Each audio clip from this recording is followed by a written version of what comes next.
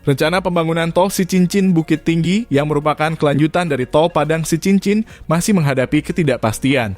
Hingga kini pemerintah pusat sedang menerapkan efisiensi anggaran sehingga nasib proyek ini belum sepenuhnya jelas. Namun Wakil Ketua Komisi 6 DPR RI Andre Rosiade menegaskan bahwa proyek ini tetap dalam rencana dan akan diupayakan masuk dalam skema penyertaan modal negara PMN 2026. Andre menjelaskan bahwa rencana awal proyek ini telah disusun oleh Hutama Karya dan Badan Pengatur Jalan Tol BPJT di bawah Kementerian PUPR. Sesuai dengan rencana tersebut, pendanaan proyek ini akan diajukan melalui PMN 2026, tetapi belum ada kepastian apakah tetap akan dilaksanakan atau tidak.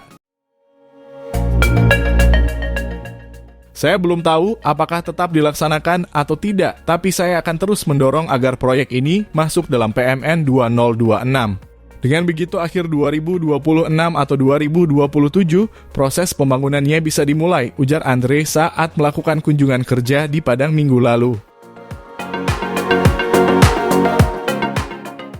Meski ada kekhawatiran bahwa efisiensi anggaran dapat menghambat pembangunan, Andre berharap pemerintah tetap memberikan prioritas pada proyek ini.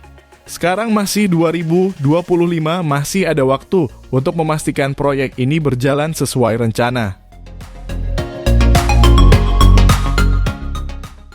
Mudah-mudahan efisiensi anggaran tidak berdampak pada pembangunan tol Sicincin Bukit Tinggi ke depan, tambahnya. Di tengah ketidakpastian pembangunan tol Sicincin Bukit Tinggi, proyek flyover Sitinjau Lawik di Padang tetap berjalan sesuai jadwal.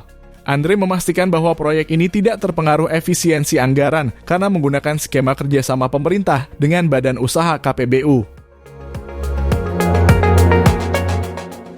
Menurutnya, proyek ini mendapat lampu hijau setelah Menteri PUPR Dodi Hanggodo menandatangani kontrak dengan Hutama Karya sebagai pemrakarsa.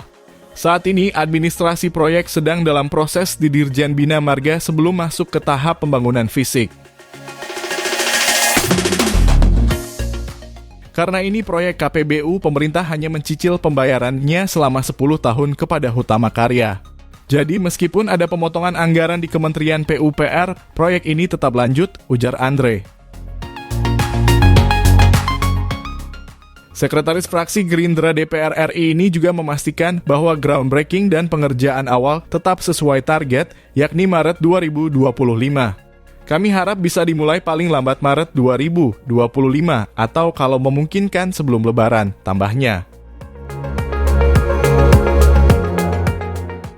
Flyover Sitinjau Lawik tahap pertama 278 km selesai dalam 2 tahun. Proyek ini akan dilakukan dalam beberapa tahap di mana tahap pertama sepanjang 2,78 km akan menjadi prioritas utama. Direktur 3 PT Hutama Karya Kuncoro menegaskan bahwa persiapan sudah dilakukan dan proses pengerjaan siap dimulai setelah kontrak final ditandatangani. Kami berharap tahap pertama bisa selesai dalam 2 tahun, sehingga masyarakat Sumbar bisa segera merasakan manfaatnya, kata Kuncoro.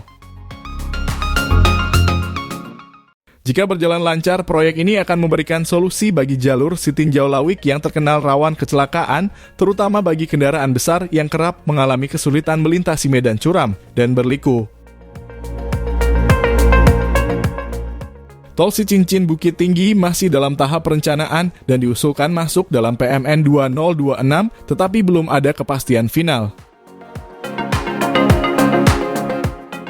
Flyover Sitinjau Lawik dipastikan tetap berjalan karena pendanaannya menggunakan skema KPBU sehingga tidak terdampak efisiensi anggaran. Jika semua berjalan sesuai rencana, groundbreaking flyover akan dimulai Maret 2025 dan tol Sicincin Bukit Tinggi diharapkan mulai dibangun pada akhir 2026 atau 2027.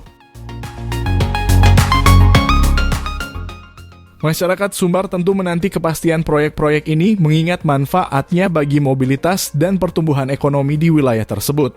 Apakah pemerintah benar-benar akan merealisasikannya sesuai rencana? Kita tunggu perkembangannya. Nah, itulah informasi terkini tol Sicincin Bukit Tinggi. Ikuti terus update terbaru informasi jalan tol hanya di channel Tolku. Sampai jumpa di informasi tol lainnya. Jangan lupa support kami dengan like video ini dan subscribe channel Tolku ini. Terima kasih.